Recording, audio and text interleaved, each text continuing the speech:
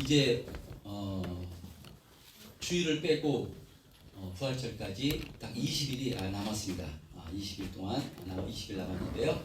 남은 기간 동안 우리가 또 금식과 또 기도, 말씀 묵상 등 경건의 훈련을 또 동참하심으로 주님의 십자가 사랑 안으로 또 깊이 들어가심으로 더욱더 감사로 충만하여지고, 그래서 신앙이 더욱더 깊어지심으로 하나님께서 우리를 또 귀하게 여겨주시고 또 하나님의 일에 또 귀하게 쓰임 당하시는 우리 참된 평안교회 성도님들 다 되셨으면 좋겠습니다. 그런 의미로 오늘 또 선포되어진 말씀을 또 하나님께서 우리에게 각자에게 주시는 말씀으로 받으셨으면 좋겠습니다. 말씀을 받을 때 우리가 귀로만 듣는 것이 아니라요, 말씀은 눈으로 듣고요, 우리가 영으로 들어야 되는 줄 믿습니다. 우리가 귀로만 듣는 것이 아니라 눈으로 듣는다는 것은 말씀에 집중해서 선포되어지는 이 강단에 또 목사의 또 눈을 이렇게 바라보면서 집중해서 듣는 태도고요. 또 영으로 듣는다는 것은 우리가 성령 받은 또 존재니까요. 성령께서 선포되어지는 말씀을 나에게 주시는 말씀을 받아 순종하겠다는 그 마음으로 듣는 것이 또 영으로 듣는 태도입니다. 오늘도 선포되어지는 말씀을 귀로만 듣는 것이 아니라 또 눈으로 또 그리고 영으로 들으시는 저 여러분 되었으면 좋겠습니다. 자, 지난 시간에 사도행전 말씀을 통해서요, 사도 바울에서 베드로로 이야기가 이렇게 전환이 되면서 베드로가 애니아와 욥바에 살던 또 다비다를 이렇게 살려주는 내용을 통해서 은혜를 나눴습니다. 이렇게 주님의 손에 붙들려서 귀하게 쓰임 당했던 베드로, 그를 시몬 베드로라 합니다. 시몬은요, 히브리 말로 어떤 뜻을 가지고 있는가 하면요, 들음이라는 뜻을 가지고 있습니다.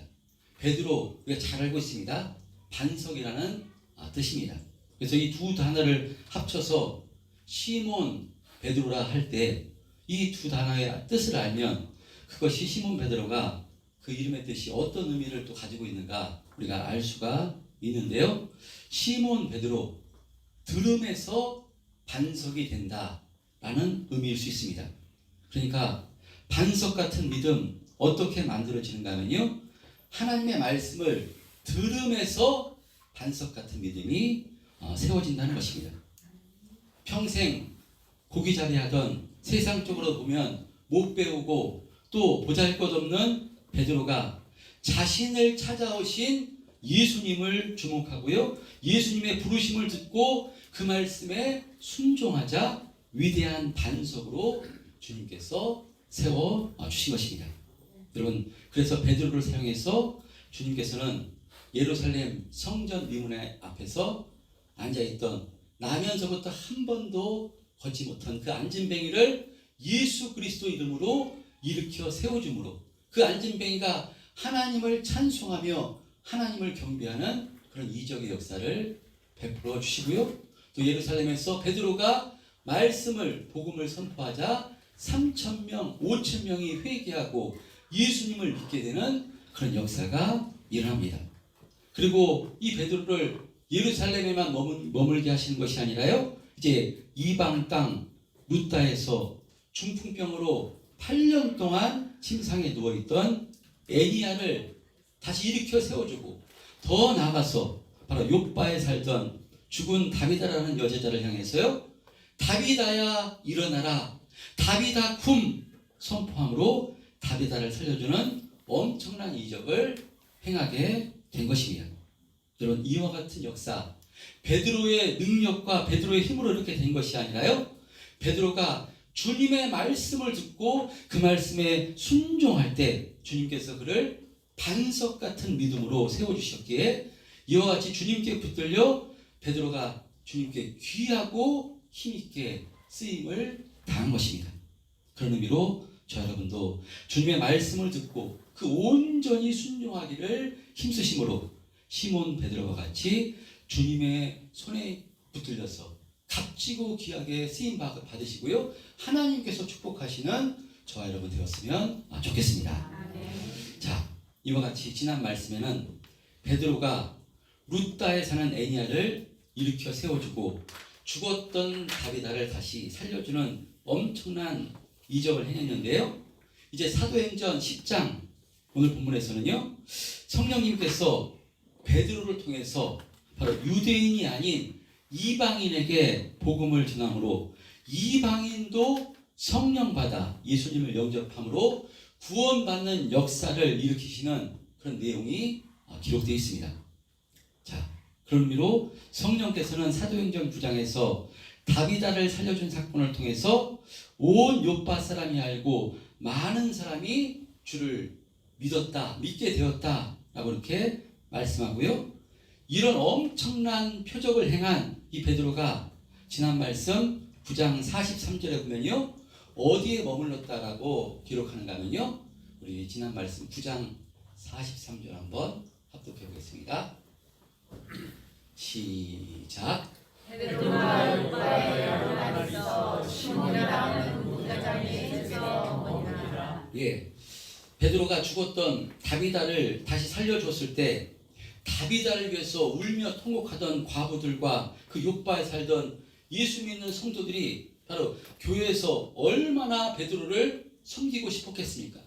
아마 자기 집으로 저 베드로 사도를 우리 집으로 모셔서 섬기고 싶다.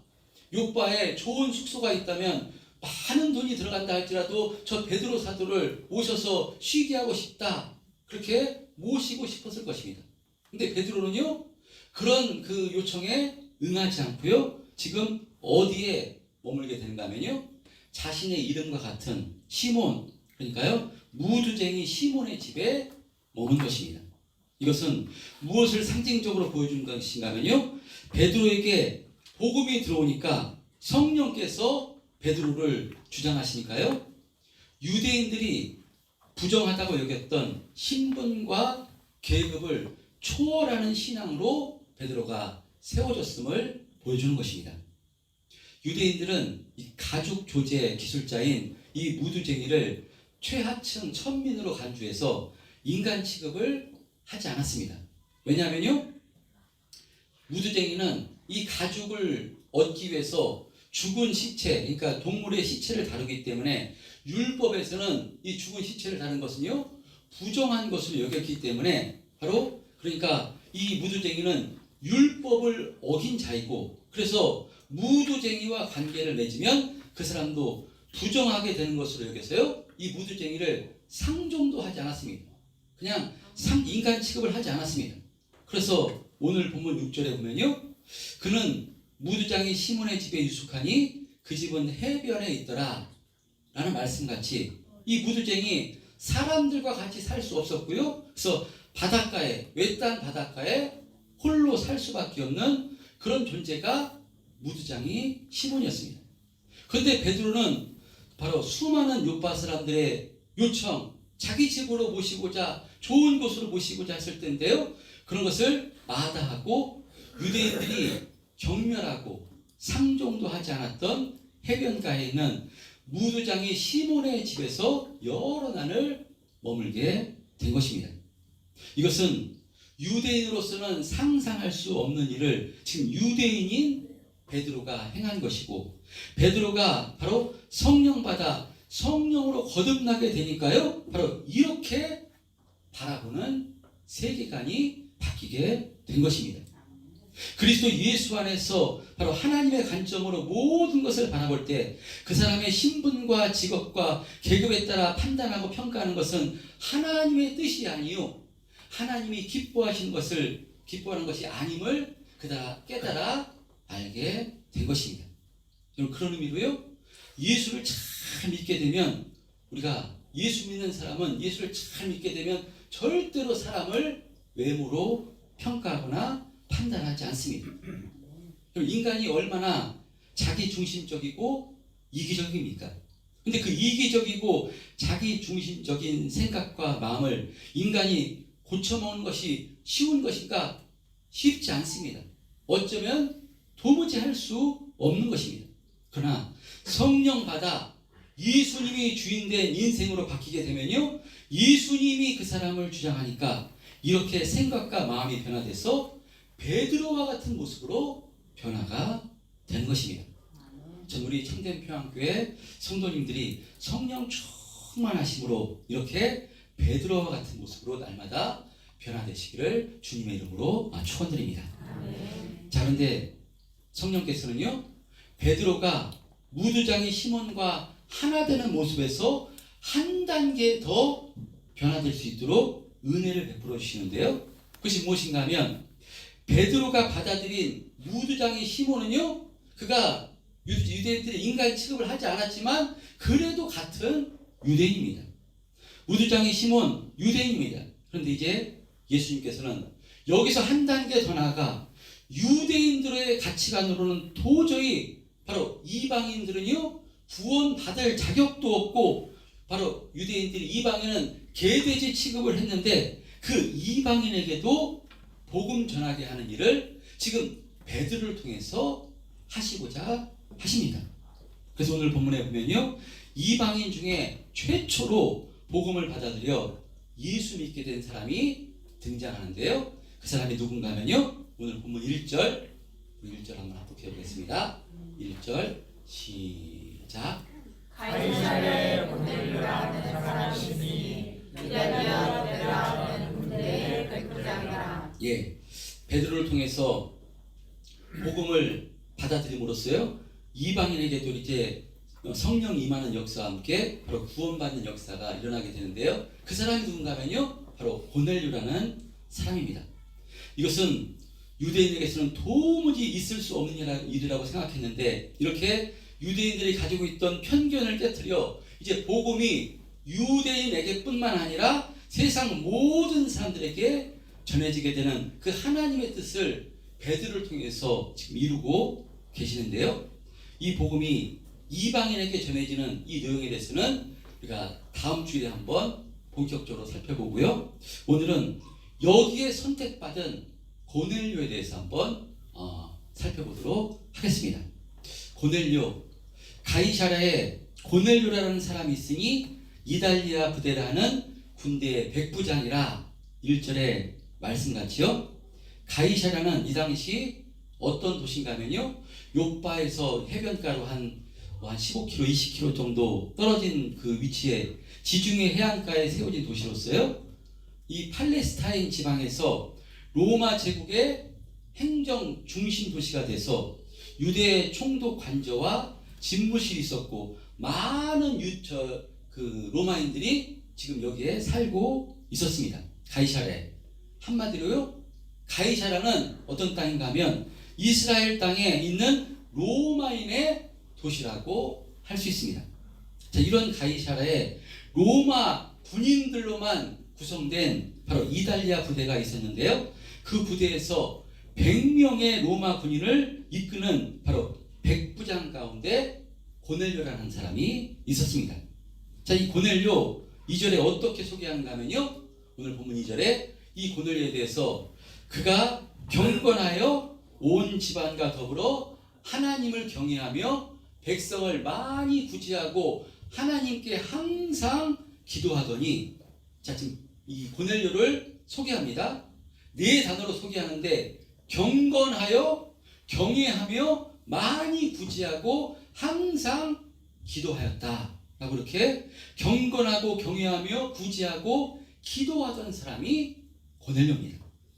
그러니까 이 고넬료를 소개하는 이 말씀으로 봐, 고넬료는 로마 군인이었는데 식민지 국가였던 이스라엘에서 섬기던 그 이스라엘의 하나님을 만나게 돼서요, 하나님을 경건히 섬기며 그 하나님을 경외하며 하나님의 뜻에 따라 어려운 이웃을 많이 구제하며 기도하였던 인물이 고넬료입니다. 여기서 경건하게 행하고 경외하였다, 경건하게 행하고 경건하고 경외하였다. 여러분, 무슨 말이겠습니까? 경외한다는 것은요, 다른 말로 하나님을 두려워한다 라는 의미입니다. 그러니까 고넬료는요, 하나님이 어떤 분인 줄 알아 하나님을 두려워했던 사람입니다. 저는 하나님을 두려워하는 것, 정말 우리의 신앙의 자세 중에서요, 중요한 핵심이라고 생각합니다. 하나님을 두려워한다면 그 사람의 자세가 바뀌게 되어 있는 것입니다. 요즘은 자녀들이 옛날 저희들 어렸을 때처럼 부모님을 두려워하지 않습니다. 시대가 바뀌었어요. 부모님들이 친구처럼 또 대해주고요. 정말 사랑을 많이 표현하다 보니까 예전처럼 부모님을 두려워하는 모습은 보이지 않는 것인데, 물론 이렇게 사랑을 많이 표현하고 자녀와 친숙한 관계가 되는 것 너무나 귀한 것이고요. 너무나 좋은 것이라고 생각합니다. 그러나 아무리 부모님의 관계가 가까워졌다 할지라도요, 자식이 부모님에 대한 공경과 경외하는 것은 절대로 약화되어서는 안 된다고 생각합니다. 부모님을 경외하지 않으면요, 부모님을 두려워하지 않으면 자신도 모르게 부모님께 함부로 대하기 때문입니다. 여러분, 그래서 그런지요, 우리들의 신앙도 이전에 우리의 선배들처럼 정말 하나님을 향해서 하나님을 경외하고 두려운 마음으로 하나님을 대하고 하나님께 신앙생활 하지 않은 것 같습니다. 저는 그래서 우리 아이들에게도요, 많이 이 부분에 대해서 이렇게 말하는데, 이것이 그냥 아빠의 잔소리로 들어서 그래서 그런지 잘 고쳐지지 않는 모습을 볼 때요, 참 속상합니다. 하나님을 두려워하는데 어떻게 예배 시간에 늦을 수가 있겠습니까? 어떻게 하나님을 기다리게 할 수가 있습니까? 내 삶의 모든 중심과 모든 우선순위가 하나님 우선순위가 되어야 되는 것 아니겠습니까? 아멘. 벌레문도 못한 죽어 마땅한 우리를 위해서 하나님이 독생자 예수 그리스도를 십자가에 피 흘려 죽으시기까지 우리를 사랑해 주셨는데, 우리의 생사복을 주관하시고 모든 것을 주관하시는 그분이 하나님이신데, 이 하나님이 믿어진다면 하나님을 바로 의식하고 살아야 하는 것 아니겠습니까? 아멘. 예를 들어서 나라에서 가장 높은 분이 대통령인데, 대통령이 나를 만나자고 한다면 그 전날부터 가면 대통령이 나한테 무슨 말씀을 하실까? 내가 또 어떤 말을 해야 하나? 정말 기분이 들뜨고, 그래서 그런 생각을 가지고요, 대통령 만날 준비를 하면서 바로 그 전날 먼저 앞에 가서 옷매무실을 가다듬고 대통령 만날 준비를 하는 것입니다. 그런데 전능하신 하나님, 모든 것을 주관하시고 나의 모든 것을 아시는 하나님께서 나를 만나자고 부르시는데, 이 예배 자리는 내가 과연 어떤 자세로 나오고 있는가 하는 것입니다. 저는 하나님이 누구신가가 믿어진다면, 하나님의 사랑을 확신한다면 정말 하나님을 두려워하게 되고요, 하나님을 향해서 중심을 다해서 예배드리게 된다고 확신합니다. 하나님을 사랑하게 되고, 그래서 하나님께 잘 보이려고 애를 쓰게 된다고 확신합니다. 우리의 신앙은요, 하나님 앞에서 하는 것입니다. 하나님께서는 우리의 속마음을 전부 다 꿰뚫고 계십니다. 내가 지금 어떤 마음을 가지고 있는가, 내가 지금 우선순위가 지금 무엇인가, 모든 것을 아시는 하나님이신데 어떻게 우리가 하나님을 두려워하지 않을 수가 있겠습니까? 그래서요, 그 사람이 하는 행동을 보면 저 사람이 과연 하나님을 어떻게 알고 있는가, 하나님을 어떻게 대하고 있는가 눈에 보이게 되는 것입니다. 여러분, 하나님이 어떤 분인가를 알아 하나님을 두려워한다면요, 그 사람은 하나님 앞에 경건한 삶을 살기를 힘쓰게 되고요, 하나님이 기뻐하시는가, 무엇이 기뻐하시는가, 이것을 알게 돼서 바로 하나님이 기뻐하시는 구제하는 삶을 살기를 힘쓰게 되고요, 하나님을 의지해서 기도하는 삶을 힘쓰게 되는 줄 믿습니다.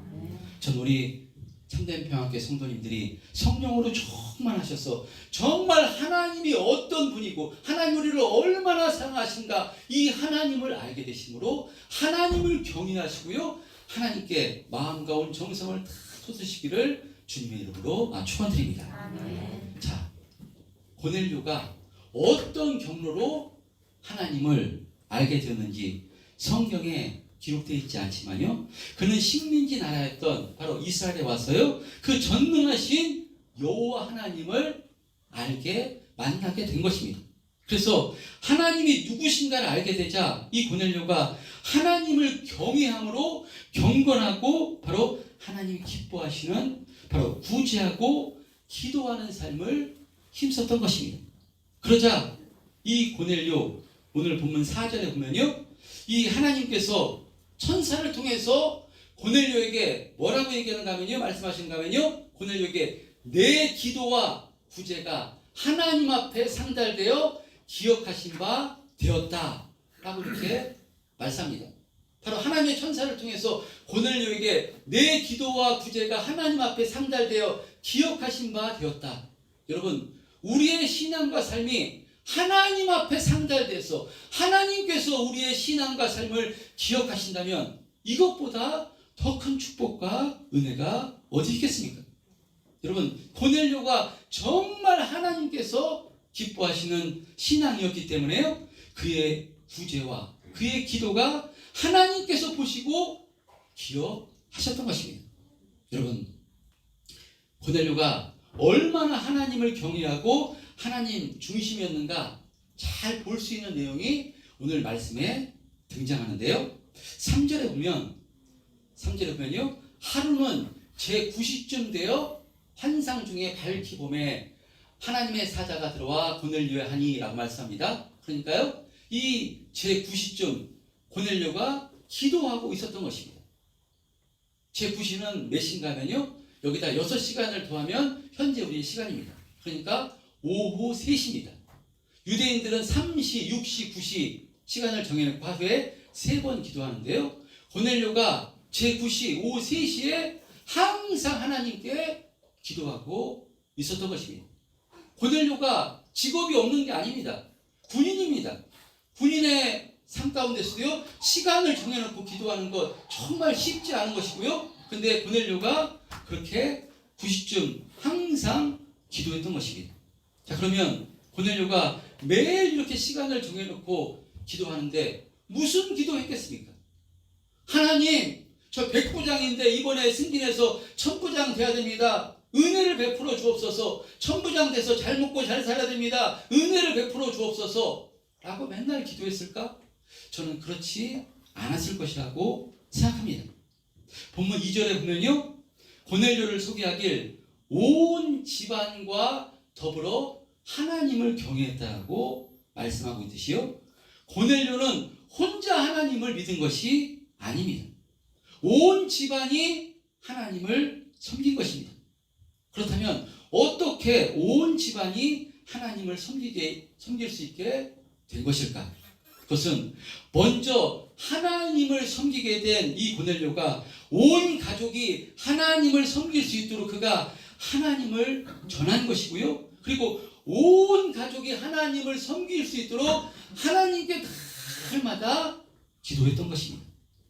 그리고 입술로만 기도한 것이 아니라요, 그가 하나님을 섬기자 변화가 된 것입니다. 경건의 모습으로 변화돼서 그가 이스라엘 백성들도 많이 구제했다고 했는데요. 그러면 자신이 관리하는 100명의 군인들에게는 어떻게 대했을까요? 아마도 그가 하나님을 섬기고 난 후에는요, 자신이 관리하는 병사들에게도요, 그가 군림하는 것이 아니라 사랑으로 끊어안아주고 격려해주고 위로해주고 그들을 많이 품어주었을 것이라고 생각합니다.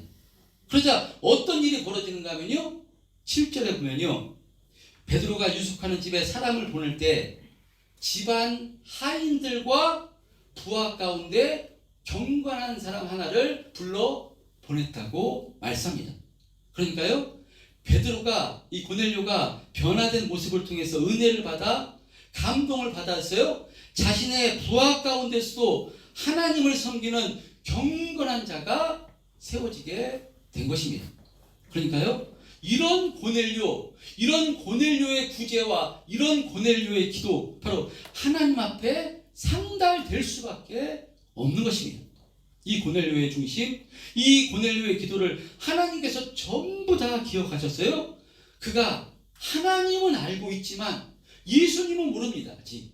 하나님은 알고 있지만 예수님은 알지 못하고 있기 때문에 그 고넬료를 하나님께서 기억하셨어요. 이방인 중에 최초로 바로 예수님을 나의 구주로 영접함으로 천국 백성이 되게 하던 그 은혜를 고넬료를 바로 선택해서 은혜를 베풀어 주시는 것입니다. 여러분, 그런 의미로 우리들의 신앙과 삶도, 우리들의 기도도 하나님께 상달돼서 하나님께서 기억하시는 저와 여러분이 되었으면 좋겠습니다. 하나님께서 기억하시는 사람, 하나님께서 생각하시는 사람, 천국에서는 말할 것도 없고요, 이 땅에서도 하나님 손에 붙들려서 하나님께서 귀하게 사용하여 주시고요, 하나님께서 은혜를 베풀어 주시는 줄 믿습니다. 여러분, 이렇게 하나님께서 이방인 최초로 복음을 통해서 구원받게 된 이 고넬료, 다시 한번 성경은요 그를 뭐라고 소개하는가 하면요, 그를 이렇게 평가합니다. 바로 그가 경건하여, 1절에 보면 그가 경건하여 온 집안과 더불어 하나님을 경외하며 백성을 많이 구제하고 하나님께 항상 기도하더니 라고 고넬료를 이렇게 평가합니다. 우리가 지난 주일에요, 죽었다가 다시 살아난 다비다를 또 어떻게 평가했는가 하면요, 9장 36절에 보면요, 다비다는 이렇게 성경에서 평가하고 있습니다.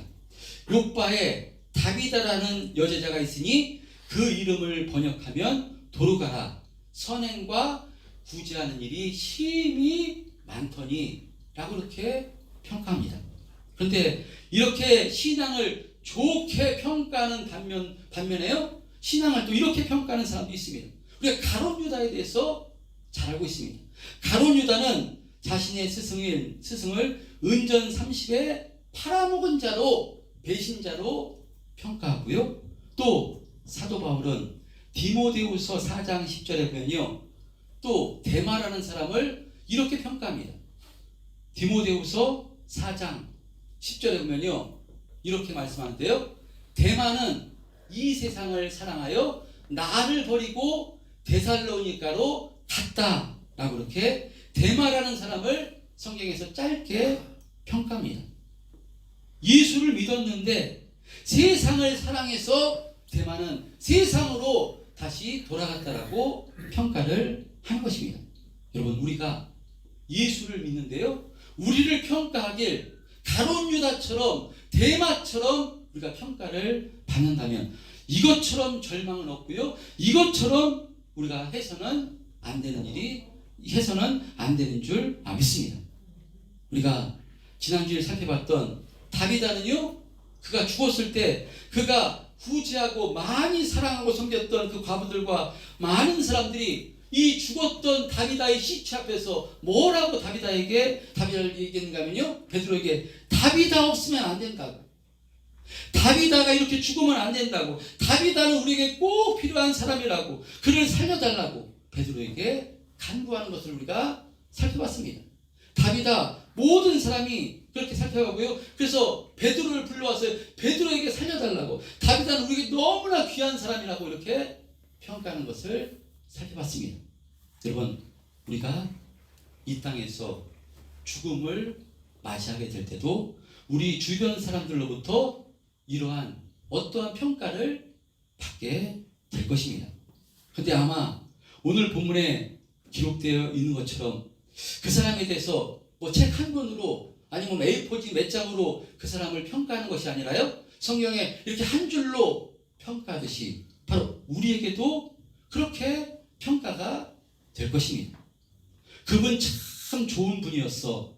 정말 예수 잘 믿고 잘 섬기는 분이었어. 그분 교회에 꼭 필요한 분이었어. 성품이 너무나 좋으시고 그래서 형제들을 사랑하고 위로하는 분이었어. 정말 우리가 본받아야 될 신앙의 본보기가 되는 분이었어. 저는 이런 평가를 받으시는 우리 참된 평안교회 성도님들 다 되셨으면 좋겠습니다. 여러분, 하나님 앞에 설 날이, 우리가 죽음을 맞이하게 될 날이 얼마 남지 않았습니다. 우리는 인생을 태어나면요, 죽음을 향해 달려가는 인생입니다. 물론 그리스도 예수를 믿는 사람은 죽음이 끝이 아니라요, 새로운 시작이고 새로운 영생 최고의 축복이 시작인데, 그 죽음을 향해서, 육체의 죽음을 향해서 달려가는 사람이 성도입니다. 우린 죽음을 이긴 사람입니다. 근데 죽음을 향해서 달려가는 그 시간이 얼마 남지 않았습니다. 10년의 시간도 금방이고요, 20년, 30년 금방입니다. 저도 지금 며칠 전에 중학교 친구가 암으로 죽었다는 얘기를 이렇게 들었습니다. 정말 우리의 인생이 금방입니다. 그런데 우리가 죽음을 맞이하고 나서 평가하기를, 예수를 믿었는데 왜 그렇게 살았는지 모르겠어. 그분 생각하면 너무나 안타까워. 왜 예수를 믿었는데 그렇게 살았을까? 왜 그런 모습이었을까? 여기서 더 나쁜 말은 하고 싶지 않습니다. 여러분, 교회 안에서 뿐만 아니라 우리 자녀들과 자손들에게, 또 세상에서 우리가 관계를 맺고 있는 사람들에게도 과연 나는 예수를 믿고 어떤 평가를 받게 될 것인가? 우리가 이 땅에서 그것은요, 어떤 직업과 어떤 위치와 신분으로 살았는가, 그것이 평가하는 핵심은 아닙니다. 고넬료는 이방인 로마의 백부장이었습니다. 그러니까 로마 총독도 아니고요, 뭐 사령관도 아니었습니다. 그냥 직업 군인이었습니다. 다비다는 어떤 신분인지 성경에 기록되어 있지 않습니다. 그냥 주부였던 것 같습니다. 베드로 어부였습니다. 그러므로 어떤 직업과 어떤 위치와 그 신분이 핵심이 아니라 우리가 예수 믿는 하나님의 자녀로서 어떤 삶을 살았는가, 어떻게 하나님을 경외하고 경건의 삶을 살고 주님이 기뻐하신 뜻대로 사랑하며 섬기며 살았는가, 이것에 대해서 우리에 대한 평가가 있을 것입니다. 세상의 평가뿐만 아니라 하나님께서 이 모든 것을 보시고 우리를 평가하실 것입니다. 저 여러분 모두 이 땅에서 고넬료와 다비다와 같은 복된 평가를 세상 사람들로부터 받을 뿐만 아니라 하나님께서 우리를 평가할 때 정말 복되고 귀하게 평가받으시는 저 여러분 되었으면 좋겠습니다. 우리가 하나님 앞에 섰을 때, 그것이 5년이 될지 10년이 될지 20년이 될지 하나님께서 부르시면 언제나 누구나 나이가 많고 적음에 따라서 하나님 앞에 서야 됩니다.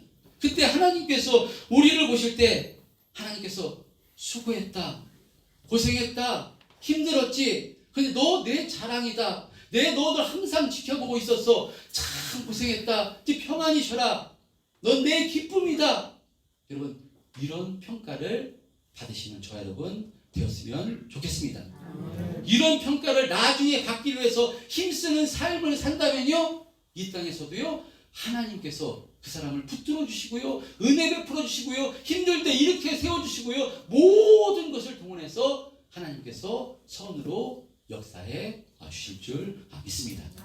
이와 같은 다비다와 같은 고넬료와 같은 삶을 사시는 우리 참된 평안교회 성도님들 되셨으면 좋겠습니다.